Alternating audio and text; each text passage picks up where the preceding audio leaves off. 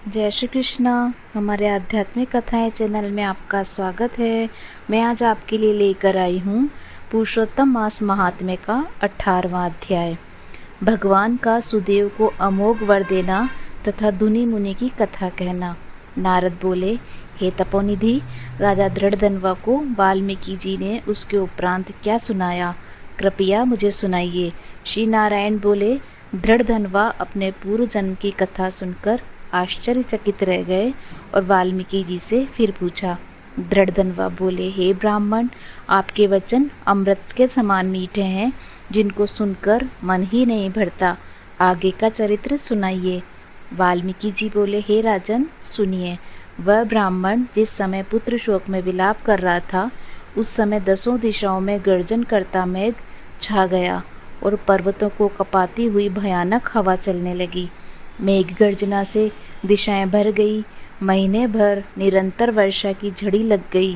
धरती पर पानी ही पानी हो गया, किंतु पुत्र शोक में तपा ब्राह्मण कुछ न जान सका। वह महीने भर अन्न जल त्याग कर हा पुत्र पुकारता रहा। विलाप करते महीना बीत गया। भगवान श्री कृष्ण का परम प्रिय महीना पुरुषोत्तम मास ही वह महीना था। ब्राह्मण को इसका ज्ञान न था। वह भी भगवान के स्मरण कीर्तन करते रहने से उस माँ की ही सेवा हो गई और उसके फलस्वरूप श्रीहरि अत्यंत प्रसन्न होकर प्रकट हो गए। तब भगवान पुरुषोत्तम के ब्राह्मण ने दर्शन किए तथा गोद से मृत पुत्र को शीघ्र ही धरती पर रख पति पत्नी खड़े हो गए और प्रसन्नता के साथ हरि भगवान को दंडवत प्रणाम किया। हाथ जोड़कर सम्मुख खड़ा हो विचारने लगा, श्री कृष्ण ही मेरे सहारे हैं। श्री हरि बोले, हे सुदेव, तुम धन्य हो, परम भाग्यशाली हो। तीनों लोकों में तुम्हारे भाग्य को कहने में कोई समर्थ नहीं। हे तपोधन, अब जो होनहार है वह सुनो। हे ब्राह्मण, तुम्हारे पुत्र की 12,000 वर्ष की आयु हो जाएगी। इस पर एक प्राचीन इतिहास, जिसे राजा रघु से श्री मार्कंडेय ऋषि कर चुके हैं, सुनाता हूँ। प्राचीन समय में एक बड़े मन वाले धनु नामक मुनि हुए। उन्होंने संसारी मनुष्यों को पुत्र संबंधी मानसिक दुख से दुखित देखा। इससे उनका मन अत्यंत दुखी हुआ। तब विचारने लगे कि मुझे अमर पुत्र लाभ हो। इसलिए उन्होंने 1000 वर्ष तक कठोर तप किया। तब देवताओं ने आकर धनु से कहा, हे मुनीश्वर, हम तुम्हारे तप से प्रसन्न हैं, तुम्हारा कल्याण हो, जो इच्छा हो वर मांगो। श्री नारायण जी बोले, देवताओं के इस प्रकार के वचन को सुनकर वह अमृत के समान तृप्त हो बोले, मुझे अमर और बुद्धिमान पुत्र दीजिए। सब देवताओं ने कहा, ऐसा अभी पृथ्वी पर तो नहीं हो सकता। तब फिर ब्राह्मण ने कहा, निमित्त वायु वाला पुत्र दे दीजिए। देवता बोले, निमित्त किसे कहते हैं? मुनि बोले, ये सामने जो बड़ा पर्वत है, जब तक ये रहे मेरा पुत्र भी तब तक जीवित रहे। तब देवता ऐसा ही हो यह वरदान देकर स्वर्ग चले गए। धनु शर्मा ने भी समय आने पर वैसा ही पुत्र प्राप्त किया। वह पुत्र चंद्रमा सदृश बढ़ने लगा। जब ये 16 वर्ष का हो गया, तब उसके पिता धनु मुनि बोले, हे पुत्र, महात्माओं की निंदा कभी न करना। फिर भी यह मुनियों को सताता रहा, क्योंकि वह निमित्त आयु था। इस घमंडवश वह उन्मत्त होकर मुनियों को कुछ भी नहीं समझता था। एक बार क्रोधी मुनि महर्षि विधि पूर्वक शालिग्राम भगवान का पूजन कर रहे थे। उसी समय वह धनुपुत्र वहां आ पहुंचा और उस मूर्ति को झटपट उठाकर चंचलता से गहरे कुएं में डाल दिया, जिससे मुनि ने श्राप दिया, किंतु वह न मरा। तब मुनि सोच में पड़ गए, अरे, इस धनु के पुत्र को देवताओं ने निमित्तायु बना दिया।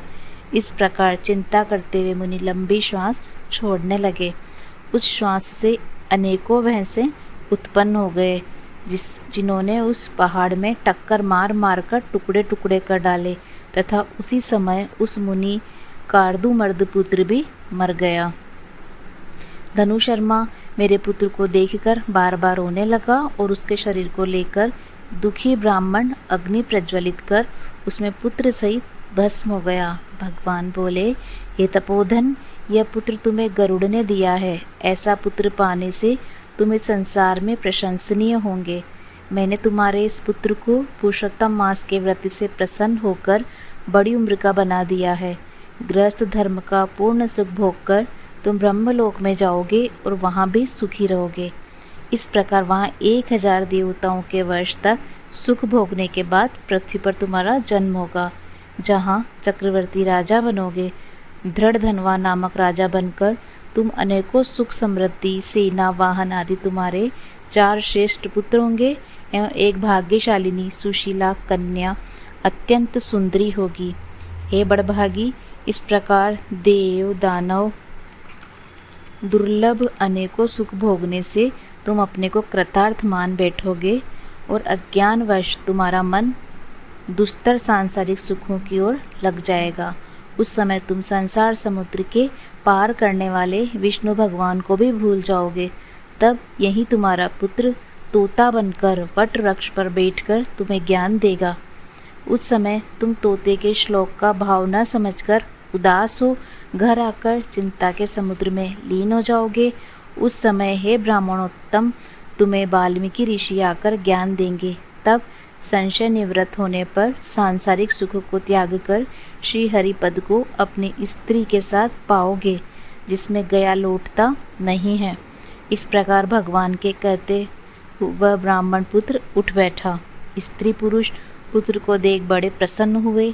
देवताओं भी उनके ऊपर पुष्प वर्षा करने लगे। सुखदेव जी ने भी उठकर श्री हरिहर एवं माता पिता के चरणों में प्रणाम किया। उस समय पुत्र को देखकर गरुड़ जी बड़े प्रसन्न हुए। ब्राह्मण आश्चर्यचकित होकर श्री जगदीश्वर हरि को प्रणाम कर हाथ जोड़ अपने हृदय की संशय निवृत्ति के लिए मधुर वचन बोला। हे प्रभु, मैं 4000 वर्ष तक कठोर तप करता रहा। तब आपने प्रकट होकर कहा था, हे पुत्र, तुम्हारे भाग्य में पुत्र नहीं, अब इसके विपरीत स्वयं आकर मेरे पुत्र को जीवित कर दिया। इसका क्या कारण है? 18वां अध्याय समाप्त। अगर आपको हमारी ये कहानी पसंद आई तो लाइक एंड शेयर कीजिएगा एंड बेल आइकन का बटन अवश्य दबाइए। जय श्री कृष्णा। धन्यवाद।